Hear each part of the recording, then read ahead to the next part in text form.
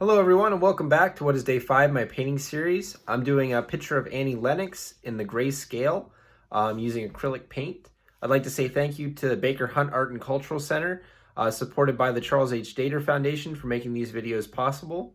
What I'm going to be doing today is going into smoothing out the rest of the face. I'm going to be tackling some of the ears, approaching some of the hair, making some corrections from some of the things I did in some prior videos. So we'll hop right on in.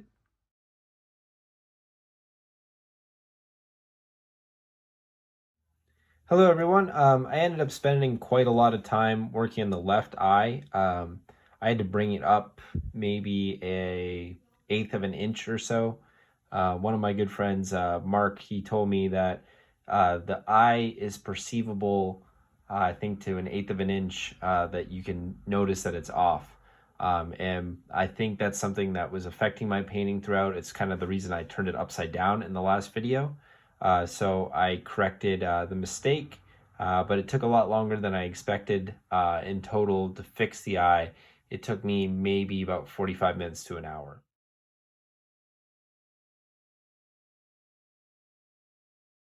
The next thing I'm going to do is start smoothing out some of the skin you guys can see around here. I've been doing some light shading sort of to bring some form around the face. I'm going to continue to do that.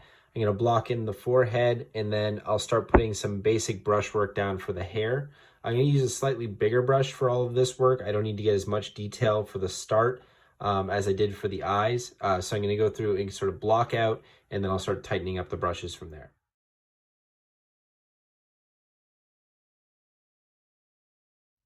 So I really darkened up a lot of the face with my blocking out, and then I'm going over with a white brush. And you guys can see up here, I'm starting to go over top of that blocking in, and that's going to add a nice layering that I can go in over top of with some smaller brushes and give a lot more detail. I decided for this next portion, I'm going to stand up for painting because I'm getting a better range of motion with my hand.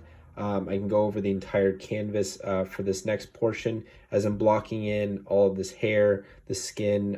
It'll allow for me to blend a lot easier. It's more painterly than the sections that I've been doing to this point, but now I'm going to be bringing this whole area all together.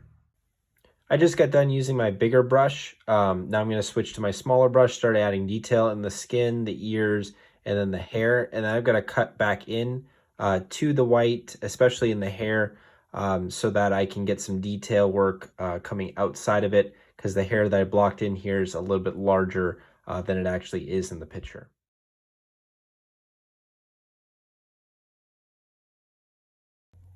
I wanted to show an example of cutting in. So we're going to go from this ear to this ear.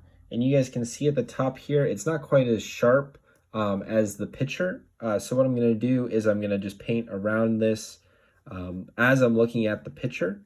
And then I'm cutting in is the technique that you can see right now, where I'm just cutting away some of that white area and just blacking it out. So it's going to become closer to the face. And that's why it's called cutting in.